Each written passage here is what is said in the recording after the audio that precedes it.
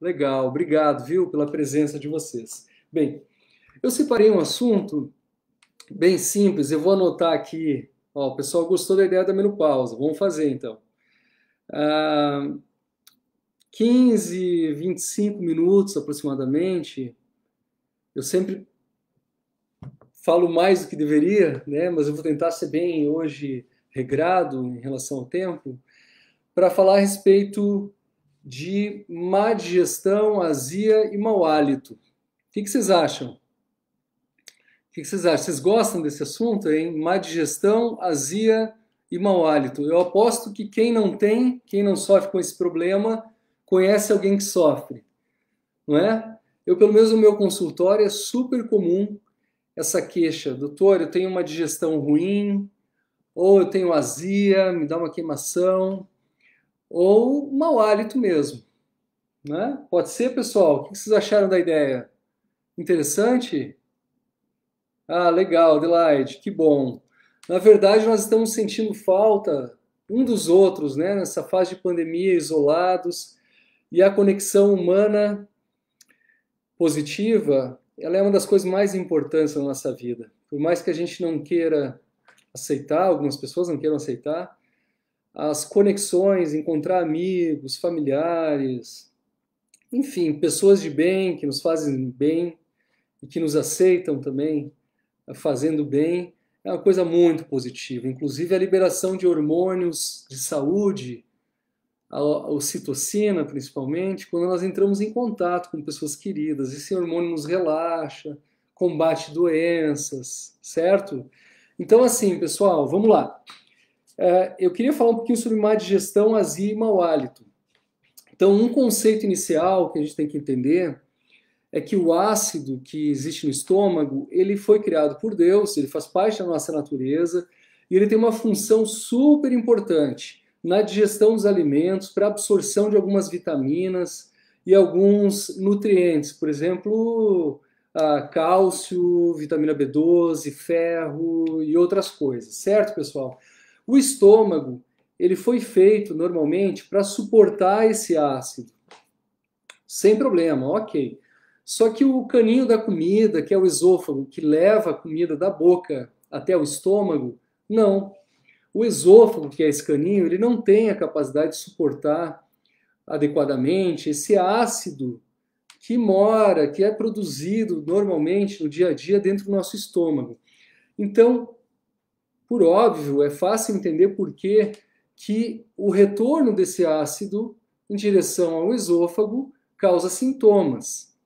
Então, aí isso ganha o nome de refluxo, certo? Refluxo, voltou o ácido do estômago para o caninho da comida, para o esôfago. E aí, pessoal, essa é uma causa muito comum de um sintoma conhecido da maioria das pessoas, que é azia, que é o ardume, a queimação, certo? Só que também pode causar outros sintomas. Quando esse ácido volta do estômago para cima, então, além do esôfago, ele pode chegar num nível aqui que alcança as vias respiratórias. Então, eu já atendi pacientes que têm dor de garganta por causa de refluxo. Doutor, minha garganta sempre está dolorida. E mais frequente ainda são pessoas com tosse seca por causa de refluxo. Gente, isso foi uma coisa, eu tenho quase 20 anos de formado, e eu sabia, eu lia nos livros, eu olhava nos consensos médicos, que a tosse pode ser causada por refluxo, o refluxo pode causar tosse. Mas eu não sei por que, por muito tempo eu neguei essa questão, eu não conseguia entender, talvez por falta de prática ou experiência. Eu via que alguns colegas mais velhos, alguns médicos especialistas, diziam que raramente o refluxo causava tosse, e outros, pelo contrário, falavam que era muito mais comum do que se imaginava. E o que aconteceu na minha prática foi que eu atendi uns pacientes com tosse que não melhorava com nada. Ah, doutora, eu fui no pneumologista, fui no otorrinolaringologista, nos especialistas, no alergista, já fiz vários tratamentos, e eu tenho aquela tossezinha chata que não me larga, não é por remédio, não é por alergia. E aí o que eu consegui fazer na prática, me esforçando para estudar e ajudar as pessoas, foi perceber a importância, quão comum é o refluxo como causa de tosse. Então, o refluxo causa tosse, gente. Quase todos os dias eu tenho casos de pacientes no meu consultório em que algumas medidas para refluxo, sem uso de medicação, e depois a gente vai falar sobre isso, tá? O tratamento de refluxo, na grande maioria das vezes, não envolve medicação. É claro que essas questões têm que ser avaliadas sem sombra de dúvida, ou seja, com algum especialista da tua confiança, algum profissional. A gente não vai sair por aí se diagnosticando com refluxo e se tratando, né, gente? Nós temos que ter conhecimento e conversar com alguém que nos conheça e a gente confie. Então, converse com o seu médico de confiança, certo? Então, a grande maioria dos casos de refluxo é tratável sem uso de qualquer medicação.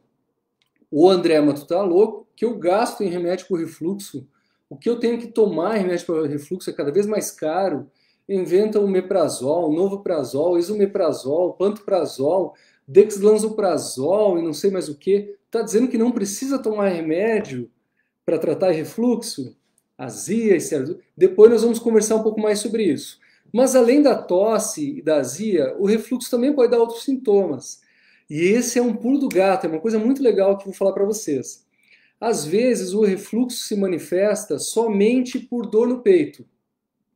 Essa dor no peito normalmente pode ser em aperto, nem sempre é, mas pode ser em aperto, e pode corresponder nas costas, certo? Por quê?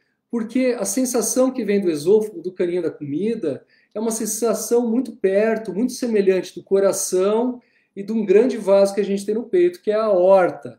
Esse diagnóstico de uma dor no peito que tem origem no esôfago, e ainda mais quando corresponde nas costas, ele tem que ser feito obrigatoriamente por um médico. Porque aí existe um risco, sim, do problema estar no coração ou nessa aorta que eu vinha falando, e ocasionalmente no pulmão. Então, é importante a avaliação médica. Mas aí é o seguinte, alguns pacientes têm problema, dor recorrente, desconforto nessa região, e às vezes com correspondência nas costas. Fazem uma investigação do coração, às vezes com 2 médicos especialistas, investigação negativa. Fazem investigação dos órgãos do tórax, investigação negativa. Fazem endoscopia do estômago, normal, no máximo uma hérnia de esôfago, por exemplo, uma gastrite leve. E aí, o que está dando essa dor no peito? Pode ser refluxo. Então esse é outro pulo do gato que eu queria passar para vocês. Não se esqueçam disso. O refluxo nem sempre se manifesta por azia. Ele pode dar azia, que é esse abdômen no peito, pode dar tosse, pode dar dor de garganta e pode dar também dor no peito. Tá? Interessante, né? Não é interessante? Outra questão que eu acho que é super legal de falar, de trocar uma ideia com vocês, é que eu tenho tido vários pacientes que se queixam de excesso de gases, estufamento na barriga, aqui em casa, né? Aqui em casa, aqui no meu consultório, estou trabalhando demais. Estou chamando meu consultório de casa. Não estou trabalhando demais, não. Não se preocupem, estou muito feliz. E falei de casa, enfim, foi um lapso. Então, estufamento abdominal e gases. Pessoal, se a gente pegar a população toda, geral, eu não estou falando especificamente de uma pessoa ou de outra, né? Oi, Beto. Beleza, Beto? Beto aqui no Insta. Que bom te ver, Beto, aqui.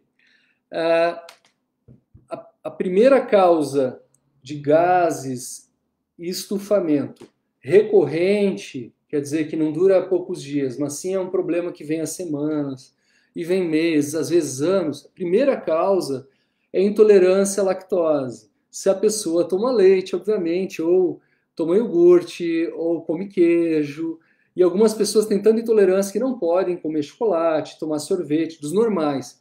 Porque hoje a gente está no mundo, vocês sabem que existe comida adaptada para todo mundo. Então tem vários alimentos de qualquer tipo sem lactose, certo? Mas então, em primeiro lugar, pensar em intolerância à lactose. E aí algumas pessoas dizem assim, mas não pode. Eu tomo leite desde que eu sou criança, nunca senti nada. Começou só agora, depois dos 50, 60. Perfeito. A intolerância à lactose, ela vem com a idade, tá, pessoal? Por volta dos 70 anos, mais de 70% das pessoas têm intolerância à lactose. Então, alguns sintomas que você sente em alguém na sua família pode ser por intolerância à lactose. Intolerância à lactose pode causar lesões de pele, pode causar tosse, e diminuição da imunidade e outros problemas? Olha, é bem mais raro, esse caso tem que ser avaliado pelo médico, como disse antes, mas é uma possibilidade sim, tá? É mais raro, mas é uma possibilidade. A segunda causa, e aí que eu quero falar uma coisa para vocês muito legal, gente. Para mim é legal e as pessoas para quem eu conto também acham legal. A segunda causa de estufamento abdominal e gases, adivinha o que que é? Deixa eu cumprimentar o pessoal aqui. Olha a Aline no Face. A Aline está contando aqui. Tenho isso, já fui no plantão por conta de dor no estômago e nas costas. Era estômago, mas já imaginei que fosse o refluxo. Olha, Aline, pode ser refluxo. Normalmente, quando dói nas costas, a gente pensa em esôfago, mais do que estômago, tá? Mas pode ser origem no estômago também. Não é comum, mas pode. A Terezinha também está comentando aqui no Face, né? Eu tenho muita tosse, já tomei vários remédios, não adianta. Então, Terezinha, fala com o teu médico de confiança para ver se não é refluxo, tá? Daqui a pouco a gente vai falar sobre mais orientações de como tratar no caso de tosse por refluxo, certo? Então vamos voltar à nossa distensão do abdômen, nosso inchaço e excesso de gases. A primeira causa é intolerância à lactose, certo? Lembre que lactose não tem só no leite, né? No leite líquido.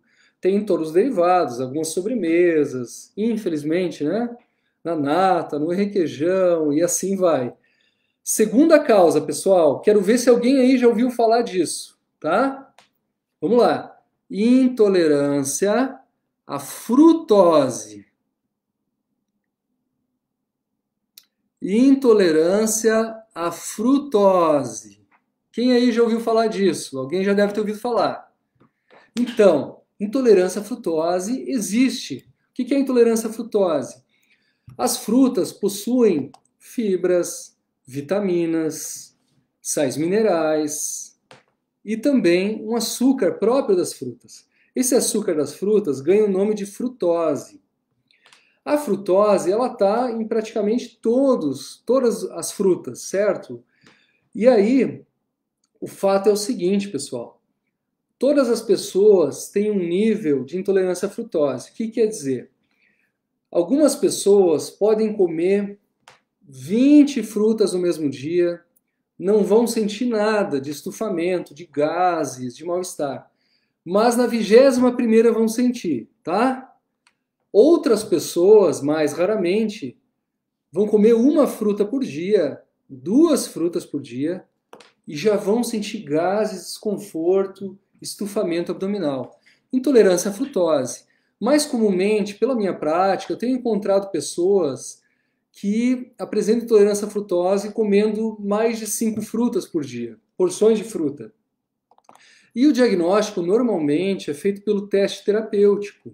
Existem exames para se fazer, exames respiratórios, exames sanguíneos para isso, mas normalmente não existe acesso a esses exames onde a gente mora, né, para a maioria das pessoas, então a gente faz teste terapêutico. Ficando 2, 3 semanas diminuindo as frutas ou sem as frutas, a gente consegue descobrir se a pessoa tem intolerância à frutose ou não, normalmente. Tem que lembrar que a frutose ela está presente em vários alimentos, não é só nas frutas, pessoal. Em alguns sucos, geleias e outros produtos que tenham açúcar da fruta, certo? Frutose, intolerância à frutose. Eu vi aqui no Insta que algumas pessoas já ouviram falar. Legal, muito bom. E a terceira causa mais comum na população geral, tá, gente? É intolerância ao glúten. E aí é o seguinte, isso aí daria um dia só para falar sobre intolerância ao glúten. O que eu quero alertá-las,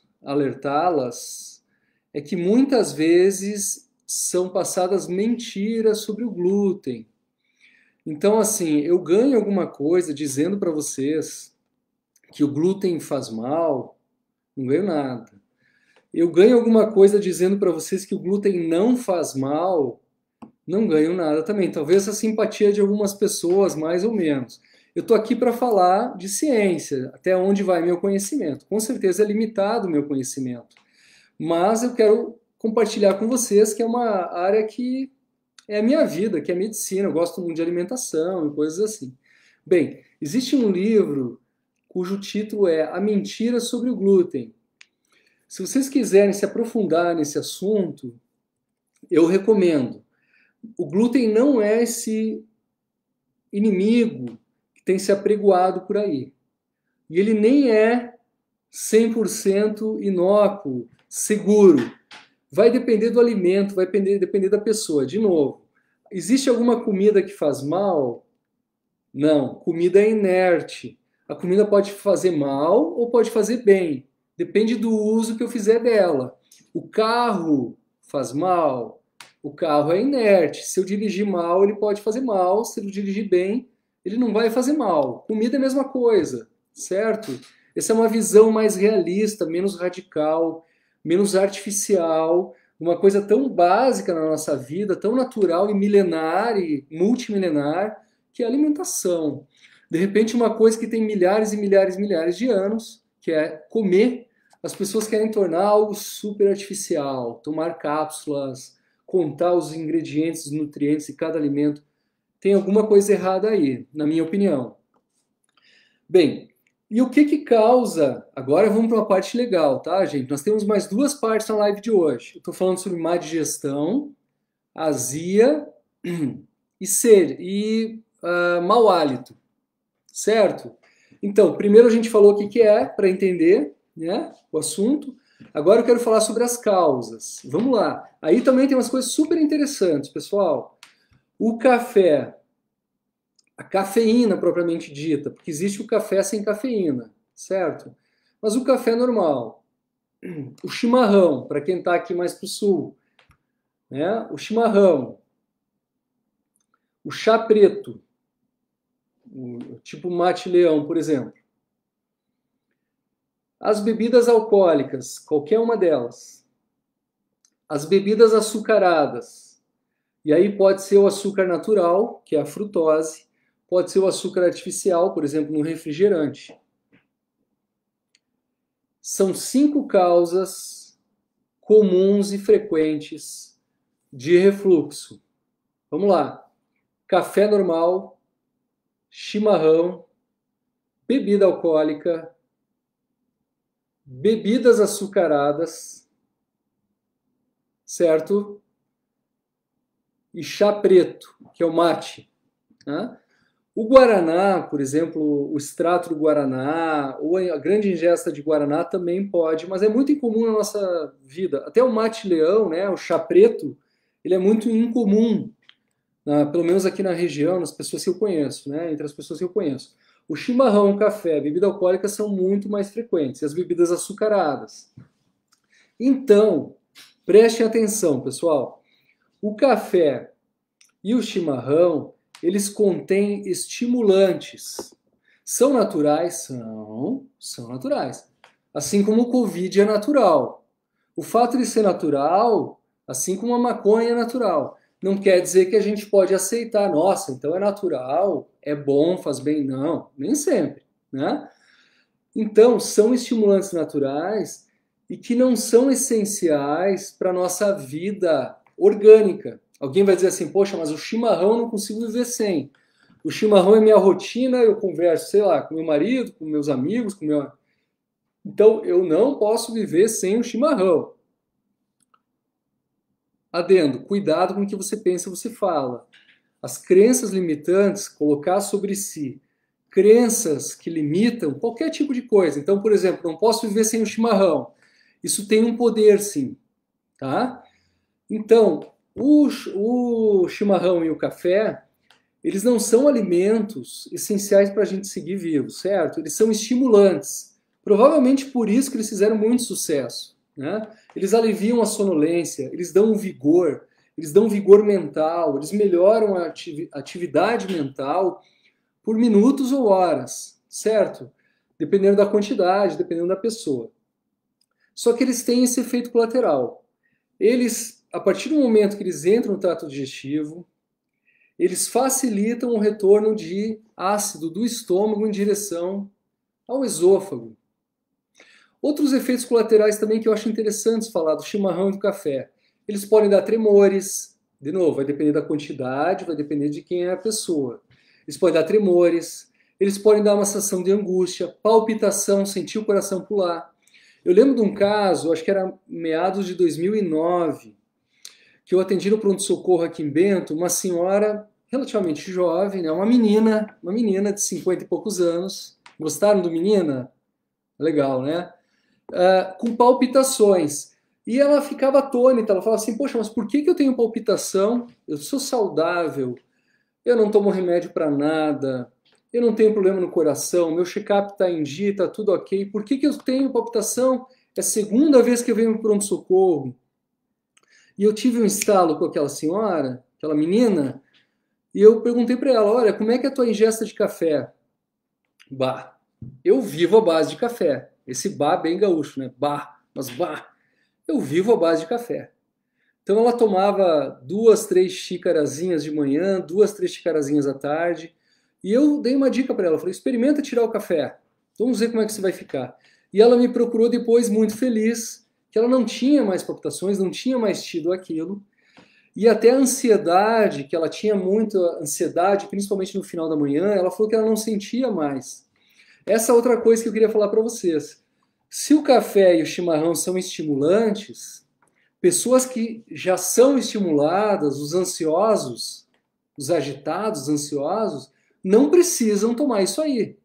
Então, quando tomam, tem que saber, tem que se dar conta que isso aí pode te deixar mais estimulado que tu já estás. Então, a pessoa que menos precisa de café e chimarrão no mundo é a pessoa que já é ativa e agitada. É que nem você tentar apagar incêndio com gasolina, com álcool. Não funciona, pessoal. Então, existem sim sintomas que podem ser confundidos. Ó, a Fabiola gostou, eu sabia que você ia gostar, Fabiola, da menina, né? Fabiola aqui no Face. Existem sintomas que podem ser confundidos com ansiedade, mas que vêm de uso de estimulantes. Por exemplo, a cafeína e a teofilina, ou as outras xantinas que estão no café, no chimarrão, no chá preto, no guaraná. O chocolate também pode conter. Enfim, alimentos que contenham essas substâncias, certo? E o álcool, como eu falei antes, e as bebidas açucaradas também podem causar refluxo. Então, às vezes, eu recebo um paciente no meu consultório com má digestão. Azia, tomando omeprazol, pantoprazol e não sei o que mais prazol. E aí a primeira conduta, né, eu pergunto, olha, você ingere café, chimarrão? Normalmente a resposta é assim, olha, doutor, eu ingiro só um pouquinho de café com leite. Esse café com leite pode estar causando azia nessa pessoa? Pode. Como eu disse antes, depende da pessoa. Então, outra causa frequente de refluxo, gente, preste atenção, outra causa frequente de azia e de má digestão é o excesso de peso.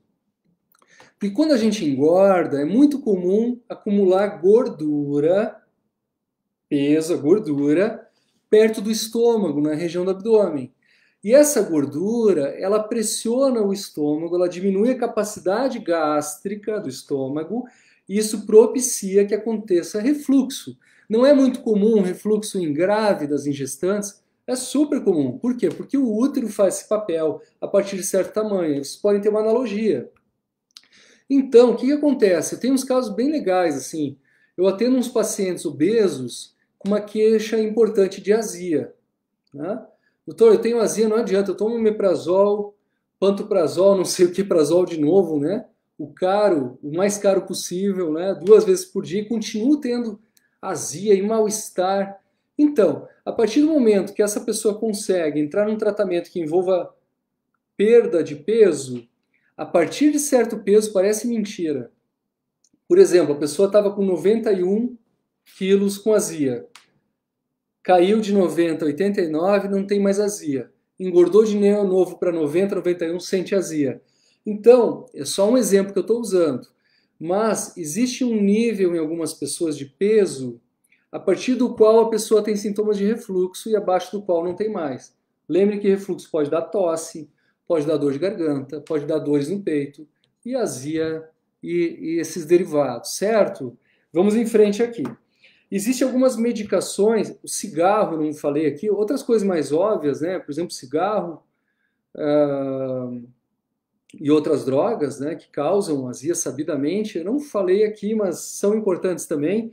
Eu separei para falar sobre medicações. Tem medicamentos que causam azia.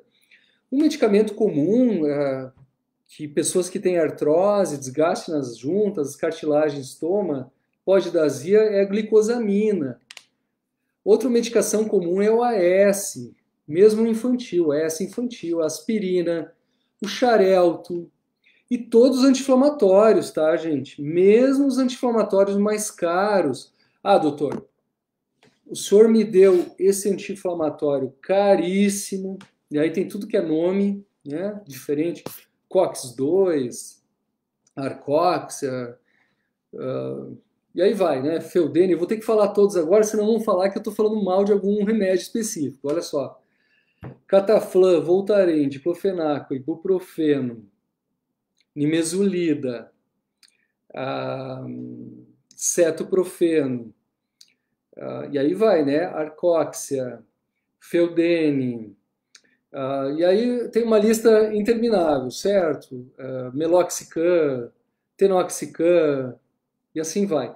Todos esses medicamentos podem causar problemas gástricos.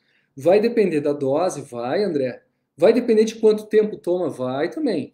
Vai sim. Mas vai depender também da pessoa que está tomando. Então vocês imaginam o seguinte: aquele cafezinho com leite, se é uma pessoa que está no peso ideal ou está no peso normal, que não se entope de chimarrão, por exemplo, que não toma nenhuma medicação que possa dar refluxo, ok, provavelmente não vai dar refluxo.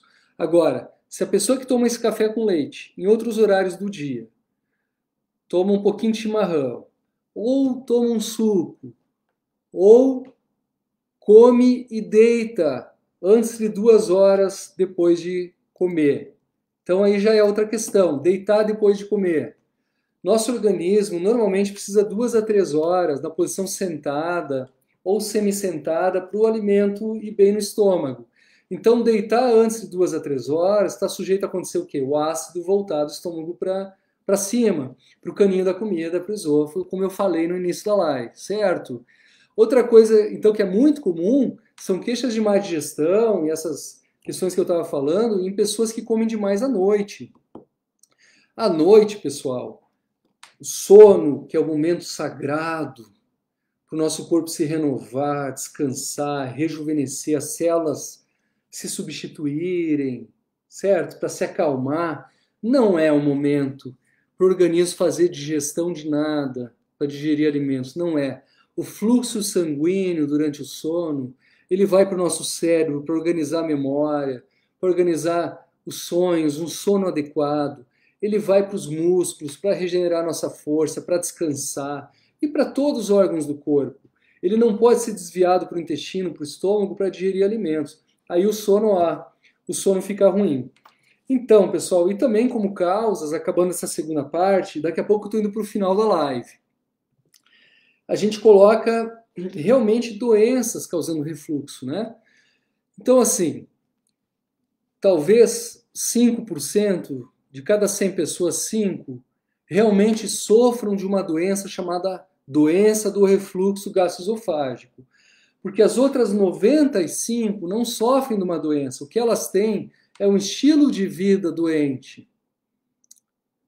Certo? São duas coisas diferentes. Uma é você estar doente, você ter uma doença.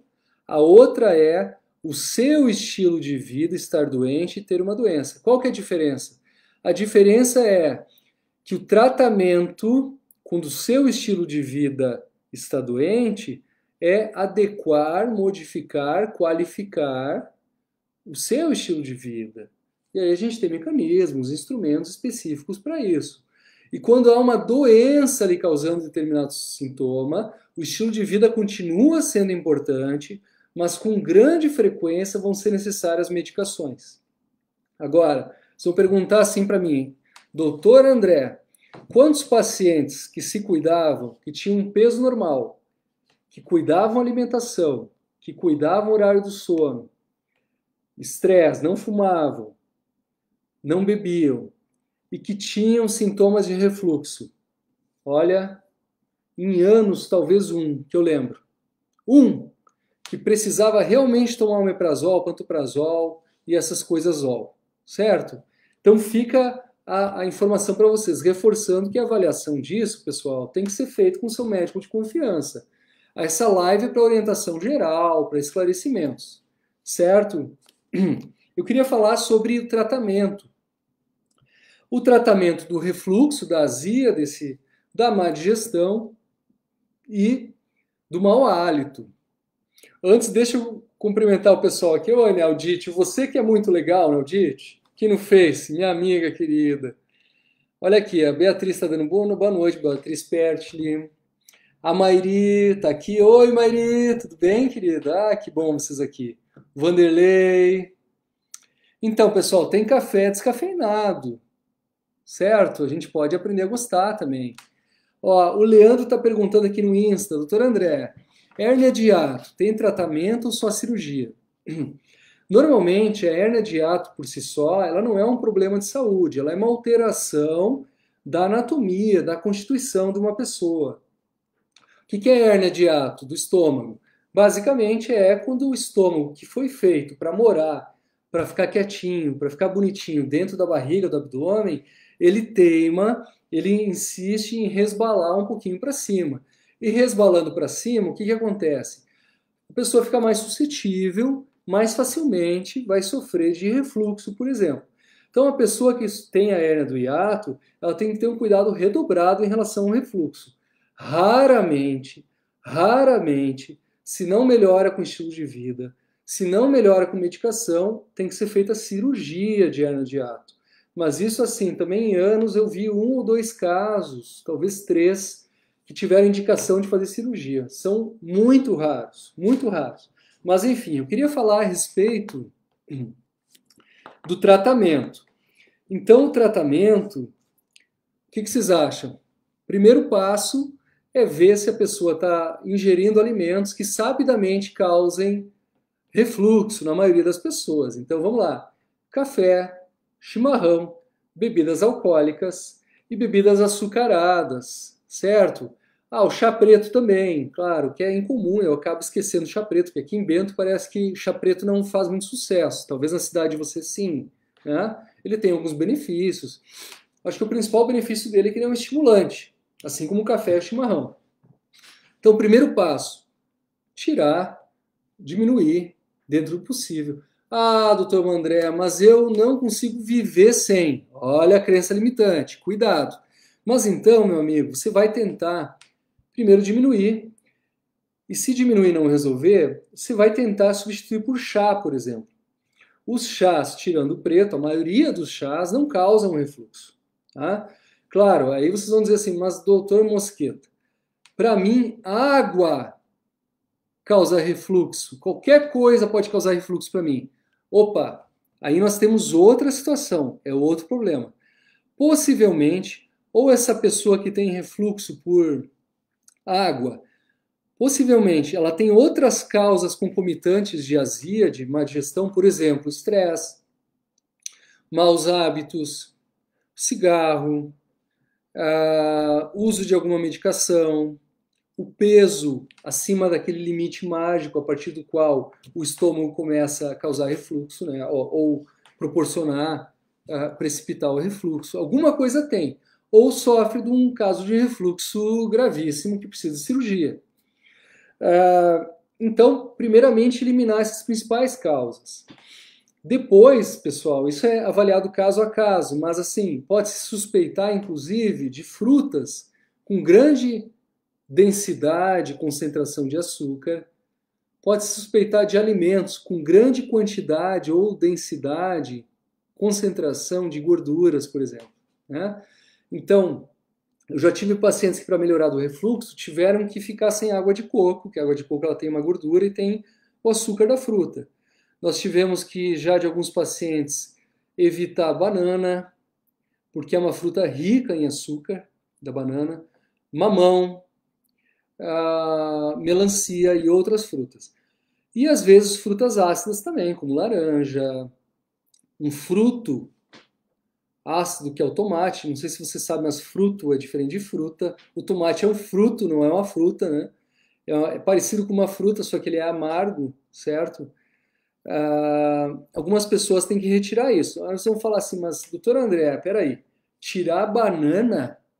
Gente, isso aí é uma exceção da exceção, certo? Primeiramente, a gente tem toda uma avaliação, todo um passo. Como eu falei para vocês, é o comportamento, é o estresse, é o peso, é o horário de comer, é o que está comendo, é o que está tomando. Então não é muito simples assim, certo? E às vezes precisa tomar medicação, raramente tem que tomar medicação. Então aquele famoso omeprazol que você está tomando, reflita junto ao seu médico de confiança se realmente é necessário. Na maioria das vezes não é. Maioria das vezes, mais de 50% das vezes. Na minha experiência, 90% das vezes não é necessário tomar o omeprazol, pantoprazol e os outros zols. Às vezes, para o refluxo é necessário, então, medicação e raramente cirurgia. E sobre o mau hálito, e aí eu quero encerrar a live com esse assunto, é um assunto que ninguém gosta, né? Ainda mais de sentir. Eu acho que pior do que sentir outras pessoas com mau hálito, não sei o que vocês acham, é a gente perceber ou alguém nos falar que a gente está com mau hálito, né? Faz sentido para vocês? Deixa eu ver o que a Eliette está falando aqui. Como todo bom adolescente vivo de chimarrão, cigarro, café, muito chocolate há mais de 40 anos. Tenho refluxo a vida toda, já troquei diversos médicos e medicações, nenhum conseguiu curar. Todos trataram ou tratam como sendo reação à síndrome do pânico e ansiedade que tenho há mais de 30 anos. Doutor André me deu um caminho. Olha, Eliette, não sei se esse caminho vai ser o caminho da solução, mas eu acho que é um caminho que vale a pena. A gente, humildemente, eu penso que nós temos que recorrer ao natural.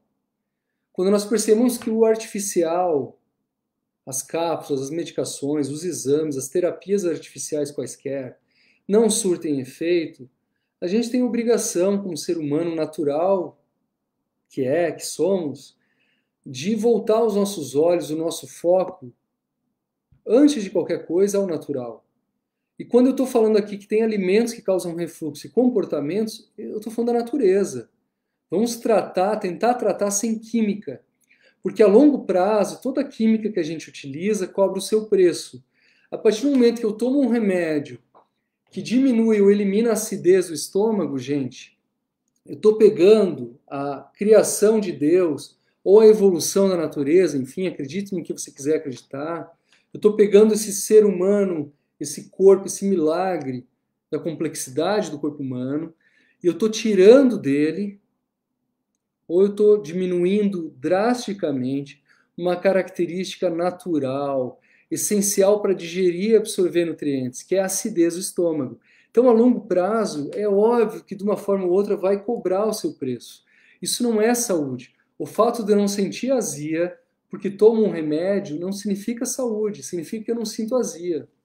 O conceito de saúde envolve natural, pelo menos na minha filosofia, no meu jeito de ver medicina e saúde. Bem, sobre o mau hálito. Então, assim, pessoal, eu vou falar rapidamente sobre o mau hálito. A base da base da base para manejar, para melhorar o mau hálito, é tomar água. Água pura de preferência. Ô André, você vai dizer que tomar água, simplesmente tomar água. Porque tem muita gente que não toma água. Vocês já ouviram falar de camelo? A gente tem um monte de gente que é camelo. Eu já fui camelo também. Eu lembro de fazer plantão no hospital, 12 horas, eu simplesmente não tinha sede. Eu esquecia, como eu esqueci agora de pegar um copo d'água, eu esquecia de tomar água. E essa é a tendência, a gente deixa a sede, às vezes até a vontade de urinar, de evacuar. Isso é um assunto que a gente tem que falar outro dia, sobre fazer cocô, né? Sobre evacuar, isso também é um assunto super importante. Muitas vezes a gente deixa em segundo plano e fica fazendo as coisas que a gente tem para fazer. Só que o nosso corpo é nosso corpo, gente, ele é básico. Ele tem suas necessidades. E se a gente não atende às necessidades básicas, isso se reflete nas necessidades superiores, certo? Então, o trabalho é uma necessidade básica? Não. O trabalho é importante para a gente suprir outras necessidades básicas, como comer, dormir, se sentir em segurança e outras coisas. Mas o trabalho em si não é uma necessidade básica. Necessidade básica é quando eu tenho vontade de urinar, é ir urinar. Quando eu tenho vontade de evacuar, ir evacuar. É eu tomar água. Então vocês já ouviram aquela história de que um ralo que não tem água, não está sendo usado, elimina mau odor, elimina mau cheiro. O mau hálito muitas vezes é a mesma coisa. A gente deixa essa porção toda da boca, do esôfago, que é o caninho da comida, do estômago, sem conteúdo, sem água. E aí o que acontece? Ele elimina gases de mau cheiro. Então, primeira coisa, tomar água, certo? Água pura, pessoal, tá? Lembrem que a gente não rega as plantas com chá, com chimarrão, com suco, com refrigerante. A gente rega as plantas com água. A gente lava a calçada, lava o carro com água pura. Nosso organismo merece água pura. Bah, doutor André, mas eu não gosto de água, é impressionante.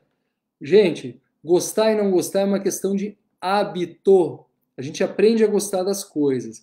Quanto mais algo tão saudável, a gente tem que insistir, a gente não pode desistir de gostar, tá? E outra coisa importante sobre o mau hálito, que o próprio refluxo que eu estava falando antes, ele é uma causa, sim, de mau hálito. E aí, se você quer entender melhor como o refluxo pode ser detectado, suspeitado e manejado, aí você volta lá no começo da live e assiste desde o começo, tá bom? Um beijão para vocês. Eu pretendo voltar agora quinta ou sexta-feira com outra live. Mandem ideias de assunto, tá, pessoal? Mandem no direct, principalmente no WhatsApp, no Instagram ou na mensagem do Facebook. Mandem ideias, tá? Oi, Mercinha. Mercinha, a gente tem que fazer outra live, tá?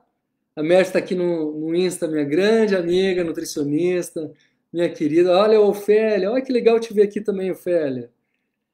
Legal, legal ver vocês. Pessoal, a gente volta a conversar nos próximos dias. Espero que tenha sido útil. Saúdo todos vocês com humildade, com amor e alegria, tá bom? Fiquem bem, foi um grande prazer, pessoal. Beijão no coração.